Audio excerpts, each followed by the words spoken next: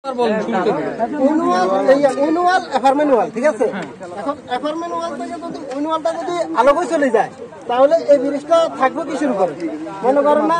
ঠিক আছে, ঠিক আছে, এটা মাটি ধরে রাখবো, তো এটা চলে গেলে মাটিটা কিভাবে ধরে রাখবো? ধরে কোনো শক্তি আছে? তাহলে এটা হয়ে যাবে ঘুরে বেঁকে যাবে শূন্য, এটা শূন্য। আর এটা উইনওয়াল তো এটা অ্যাপারমেন্ট ওয়াল লাগাত অ্যাটাক করে ফেলেছে, তাহলে এটা যখন চলে যাবে এটাও চলে যাবে, এটাও থাকবে না। একমাত্র লোসা মাটি এবং পানি মাটির কারণে জিনিসটা প্রেশারের কারণে এটা ফেটে গেছে।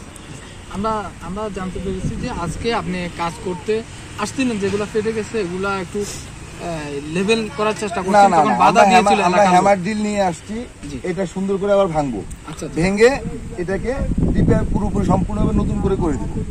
নতুন করে আবার করবেন? হ্যাঁ, এই অংশটা রিপেয়ারিং না, ভেঙে আবার করবেন। এই যে অংশটা ভাঙা গেছে, জি ফেটে গেছে, এই অংশটা ধরেন 1 ফিট 1.5 ফিট আমরা ভাঙবো।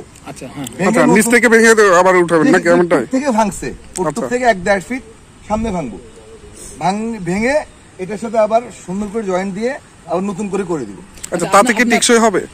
এটা তো আমাদের ব্রিজের মূল অংশ না, এটা হচ্ছে শুধুমাত্র মাটি ধরে রাখার জন্য। এটা যদি এভাবে করা হয় তাহলে আপনাদের এখানে এই ব্রিজটার জন্য বরাদ্দ কত টাকা? এই ব্রিজের জন্য বরাদ্দ হচ্ছে 5% লেসে এসে 19 লাখ টাকা। 19 লাখ টাকা। ঠিকাদারি, আপনার ঠিকাদারি প্রতিষ্ঠানের নাম কি? ঠিকাদারি প্রতিষ্ঠানের নাম হচ্ছে মায়া ট্রেডার্স। অনেকে কতদিন হচ্ছে কাজটি ধরছেন? এই কাজটি, এই কাজটা মাঝখানে ঈদ ছিল, ঈদের বন্ধে আপনারা কতদিন হয়? প্রায় 2.5 মাস। 2.5 মাস। এখন এই ব্রিজটি কি উদ্বোধন হয়েছে? না, এখনো উদ্বোধন হয় না। আমরা এখন পর্যন্ত কাজই তো শেষ করতে পারিনি, এখনো কাজ শেষ হয় নাই। এখন এই ফাটল ধরে গেছে বা এটা আপনি বলছেন, আমি আপনাকে আগেও বলছি ফাটল যেটা ধরছে সেটা আমি আরো 3টা ব্রিজ করে আসছি, যেটা আমি শুকনা মাটি দিয়ে করে আসছি, সেটা সেই 3টা দেখে আসেন।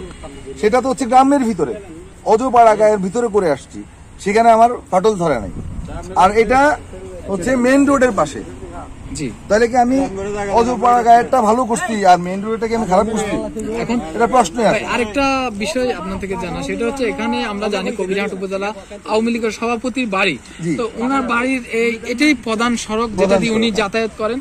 এটাতে যদি আসলে সাধারণ ক্ষিপ্ত জনতার একটা, আমি আপনাকে আগেই বলছি এটা হচ্ছে জাস্ট মাটি ধরে রাখার জন্য একটা ওয়াল, যেটা আমার মূল ব্রিজের কোনো অংশ না। এই হাতাগুলোতে কি আপনারা রড ব্যবহার করেন? হ্যাঁ, 100%। এখন জনতা 8 ইঞ্চি, ওই যে আমি যদি ভাঙতাম এখন আপনি দেখতে পারতেন 8 ইঞ্চি গ্যাপে প্রতি 8 ইঞ্চি পর আমার এখানে বাইন্ডার রড, সুতা রড, এখানে 4 সুতা রড দেওয়া আছে, 8 ইঞ্চি পর গ্যাপে আমার রড দেওয়া আছে। আপনার নামটা? আমার নাম হচ্ছে ভাই টুটুল। টুটুল।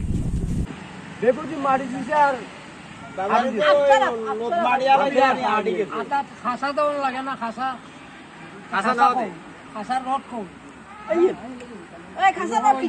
যে বানাইছে, যেহেতু আগে খাসা বানাইছে, খাসা বানাই এনে ঘুরাই দিছে, এই খাসা বানাই ঘুরাই দিতে দিত হাত করে